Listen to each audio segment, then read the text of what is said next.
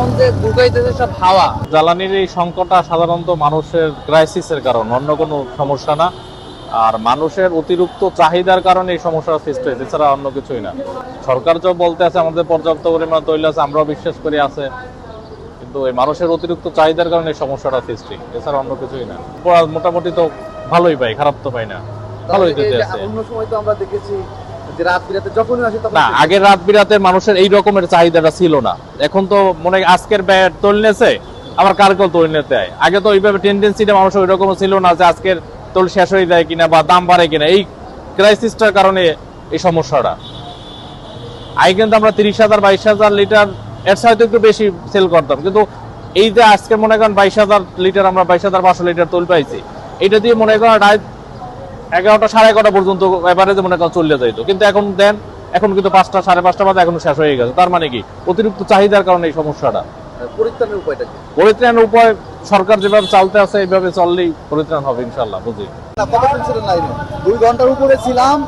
আমাদের বলা হয় না যে পাম্পে 2 ঘন্টা সিরিয়াল থাকার পর এখন বলতেছে তেল নাই, অথচ পাম্পে প্রাইভেট আসতেছে তেল নিতেছে। এই যে 20 লিটার তেল দিল প্রাইভেটে, 10টা বাইকে 2 লিটার করে দিলে আমি এখন বসুন্ধরা যাইতে পারি। এখন আমি ওভারব্রিজ উঠতে আমার গাড়ি হাওয়া ধরবে। সকাল 12টা থেকে আমরা তেল দেওয়া শুরু করি। গাড়ি প্রথমে ডিপুতে তেল আনার জন্য যায়, পরে গাড়ি আসে 12টা 12:30 বাজে। এরপরে শুরু করলে আমাদের তেল দেওয়া শুরু হয় 12টা বা 12:30। এরপরে 4টে 4:30 5টা পর্যন্ত সর্বোচ্চ চলে যে তেল আমাদের দেয় ডিপু থেকে। আমাদের নর্মালি চাহিদা ছিল 60,000 লিটার, এখন আমরা তেল পাই 27,000 অথবা 32,000। তো অর্ধেক তেল নাই, কাজে আমাদের অনেক গাড়ি তেল না পাওয়ার কারণে এখান দিয়ে ফেরত যায়। এবং যারা আগে সিরিয়াল দেয়, অনেকে ফজরের সময় আসছে সিরিয়াল দেয়, তারা হয়তো নিয়ে চলে যেতে পারে। কিন্তু যারা শেষ সময় 4টা 4:30টায় যে সিরিয়ালে থাকে, তারা তেল পাওয়ার মতো সময় থাকে না, আসছে দেখে তেল নাই। যেমন এখনই অনেক কাস্টমার আছে যে 2 ঘন্টা দাঁড়াইছিল, কিন্তু এখন পাম্পে এসে দেখে তেল নাই।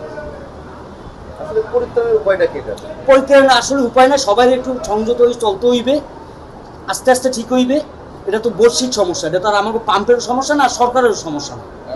এটা সবাই চিন্তা করে চলতে হইবে। কেউ যদি বেশি চলে, হ্যাঁ একটু কমাই চলতে হইবে।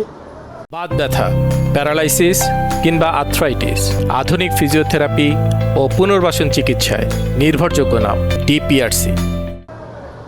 কেউ 5টা থাকলে গাড়ি 1টা চালাইতে হইবে, এইভাবে একটু সবারই সংযত হয়ে চলতে হইবে। এখানে তো আর কেউ কিছু করার নেই।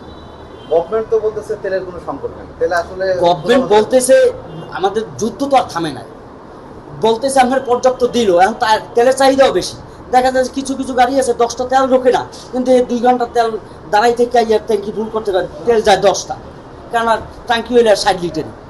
এইরকম যে একটা চাহিদা বাড়ছে, এটাও সত্য কথা, যে এটা মিথ্যা এও না। 2 ঘন্টা প্লাস তেল পাই নাই, একবার সামনে এসে এখনো পাই নাই। প্রায় আধা ঘন্টারও বেশি। তো এখন যে ঢুকাইতেছে সব হাওয়া, মানে তেল নাই, হাওয়া ঢুকে 100 টাকার করে সবাই নিচ্ছে। 100 টাকার তেলে তো ভাই হয় না, এটা দিয়ে তো সামান্য কিছু দূর চলা যায়। তো এই পরিস্থিতি জানি না আরো কতদিন রাখে, আল্লাহই ভালো জানে। 2.5 ঘন্টা 3 ঘন্টা তেল নাই, তেল শেষ হয়ে গেছে অলরেডি। যে এখন একটা গ্যালেন চলতেছে, এটাও কোন সময় শেষ, উপায় নাই। অফিসে ঠিক মতো করা যায় না, ছুটির দিনে আসলাম তেল নিতে, তেল পাই না, কি একটা যন্ত্রণা। 2 ঘন্টায় দাঁড়িয়ে ছিলাম, কোনো তেল পাওয়া গেল না। কি করবো, এভাবে চলে যেতে হবে। আছে অল্প হাফ লিটার মতো আছে, এভাবে চলে যেতে হচ্ছে। 2.5 ঘন্টা থেকে লাইনে তেল নাই ভাই, এখন কি করবো? ওদের কাছে তেল নাই, ওরাও কি করবো, আমরাই কি করবো দাঁড়িয়ে থেকে? কিচ্ছু করার নাই ভাই, ধানকে চলে যাচ্ছেন। এখন চলে যাচ্ছি। আবার দেখা হবে আগামীকালকে কোথাও কোনো পাম্পে।